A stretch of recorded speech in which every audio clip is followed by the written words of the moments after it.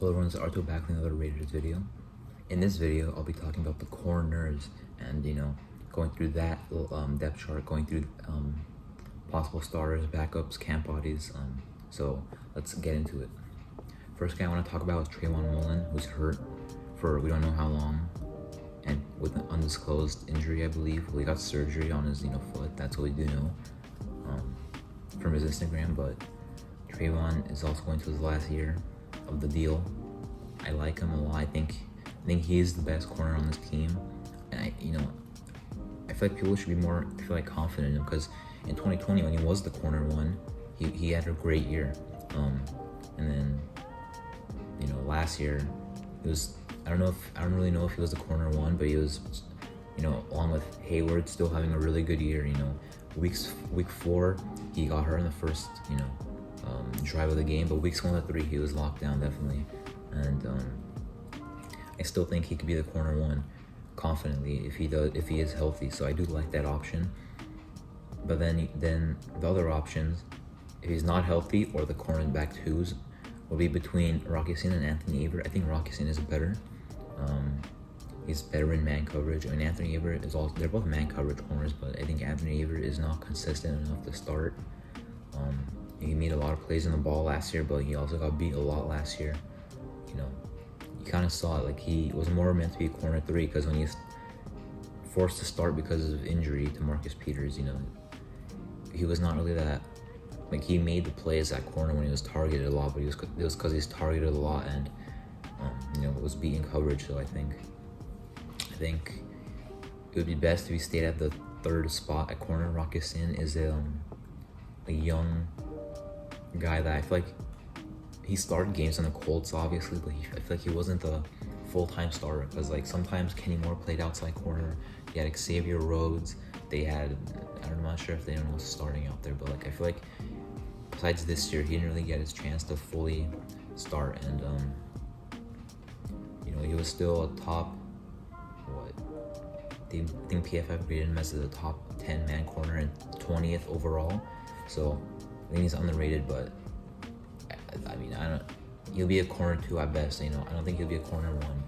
I did kind of want him in that 2019 draft though, so it's interesting that the Raiders now have him 3 years later. So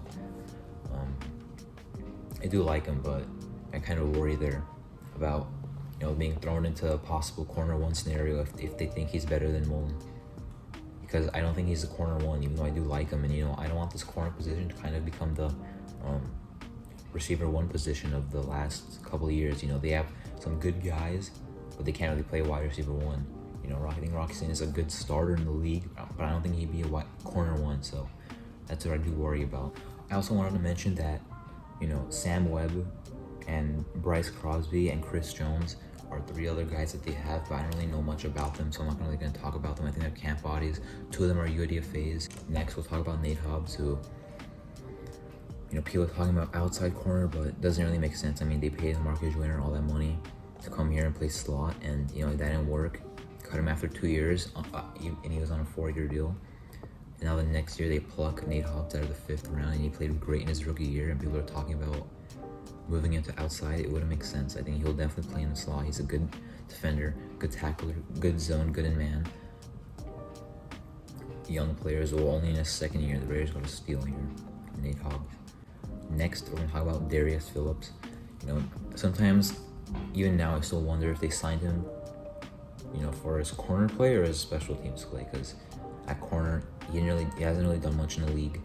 I don't know if he'll play outside corner or a backup slot kind of guy, but if he's out there, then that means we must have 2 guys injured. So it'll be cool if he's a kick returner or a punt returner, but that's about it.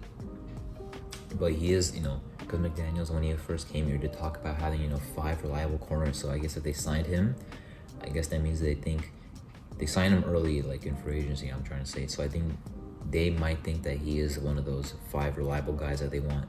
So maybe he'll be the 4th or 5th reliable guy then.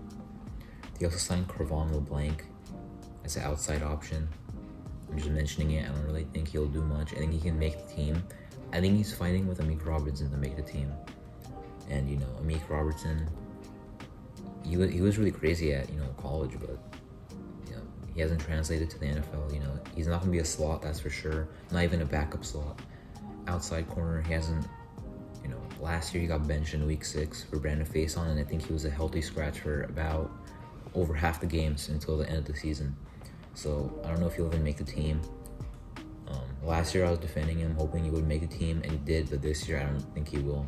I mean, I wouldn't be that shocked if he didn't. Just finally to recap it, I was basically making this video to kind of talk about the concerns I might have at the corner position. You know, I like some of the depth. I think Phillips, Meek Robertson, and LeBlanc are the 4th and 5th or 6th options fighting for those spots. I think the depth is, you know, about its average, you know, average depth. Starters are what kind of throwing me off. I feel like they would kind of try to solidify this position, but instead they're going to go with young guys out there. Trayvon Mullen 4th year, Rocky Sin 4th year, Anthony Averett 5th year, Nate Hobbs 2nd year. So, you know, 3 of those guys are on rookie contracts. So, I'm gonna throw young guys out there. We will see what happens. I hope Trayvon Mullen's healthy for the training camp, or at least the regular season.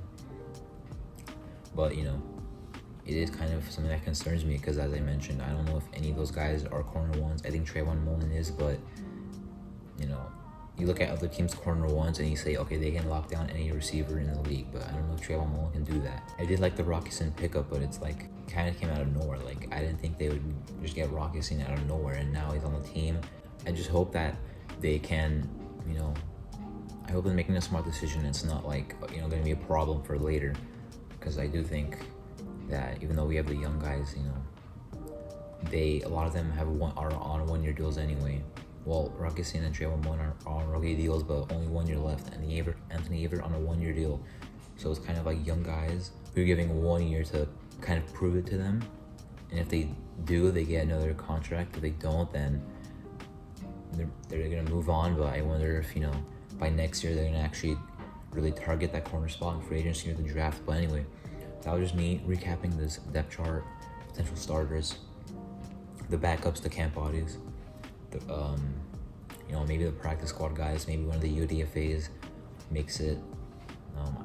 I doubt it though. I think maybe like LeBlanc will.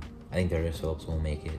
Meek Robertson might not. He might make the practice squad. He might not make the active roster though. So I think, you know, that's my recap. It also depends on, you know, Trayvon Mullen's health, because if he's not healthy, then that's huge. That's a huge iffy for the Raiders. But yeah, thank you for watching this video.